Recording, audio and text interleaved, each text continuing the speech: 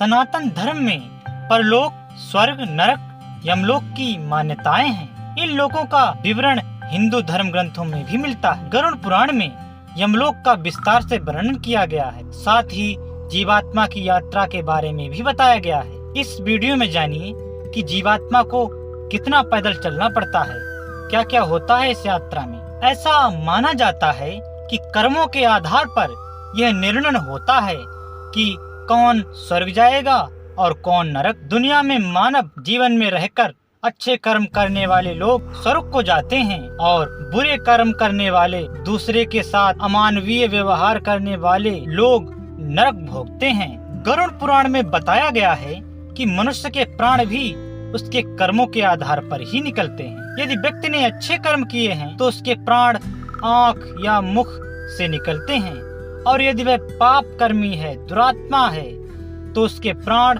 शरीर के निचले हिस्से से निकलते हैं। गरुड़ पुराण के अनुसार जिस व्यक्ति की मृत्यु होने वाली होती है उसे लेने यमदूत आते हैं। ये यमदूत देखने में बहुत भयानक होते हैं। एकदम काले, खुले बाल, क्रोध से भरी लाल आंखें, दांतों से निकलती हुई कटकट की ध्वनि और भयानक मुख। इनके हाथ में पाशदंड होता है जिससे वे जीवात्मा को बांधते हैं। एक बार यमलोक ले जाने के बाद यमदूत वापस उस जीवात्मा को लेकर उसके घर आते हैं। यह यमलोक मृत्युलोक से ऊपर अर्थात पृथ्वी से ऊपर दक्षिण दिशा में 86,000 योजन दूरी पर है।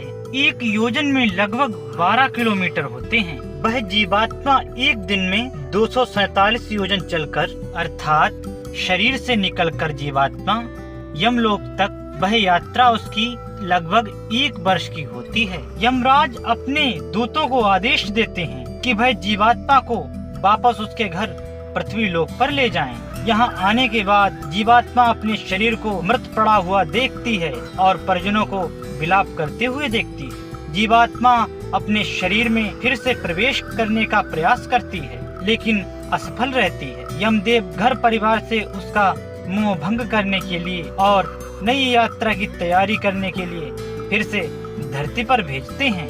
अच्छे कर्म करने वाले मनुष्य को मृत्यु के बाद उसके परिजनों द्वारा किए गए दान पिंड की प्राप्ति होती है, जिससे तृप्त होकर वह फिर से यमदूतों के साथ यमलोक चला जाता है। लेकिन पापी मनुष्य को इस पिंड दान की प्राप्ति नहीं होती और वह भूख प्यास से बिलखता है और यमदूतों की मार से व्याकुल होता है। तड़पता हुआ यमलोक को वापस जाता है। गरुड़ पुराण में बताया गया है कि मृत्यु के 13वें दिन पिंड से तैयार सूक्ष्म शरीर को लेकर यमदूत यमलोक लेकर आते हैं। इस मार्ग में कई गांव हैं जिनमें पाप कर्म करने वालों को अनेक प्रकार के कष्ट भोगने पड़ते हैं। मार्ग में कई सूर्य एक साथ चमकते नजर आते हैं जिससे जीवात्मा का शरीर जलता रहता है। इस मार्ग में तलवार के समान पत्तों वाले वृक्ष और खाई हैं जिनमें कष्ट भोगता हुआ जीवात्मा यम के दरबार को पहुंचता है। अगर आपको मेरी ये प्रस्तुति पसंद आती है तो प्रस्तुति को लाइक करें, सब्सक्राइब करें मेरे चैनल को, ताकि ऐसे ही धर्म ग्रंथों से प्रमाणित भक्ति और ज्ञान पूर्ण प्रस्तुतियाँ आपको मिलती रहें। तब तक के लिए जय जय श्री राम।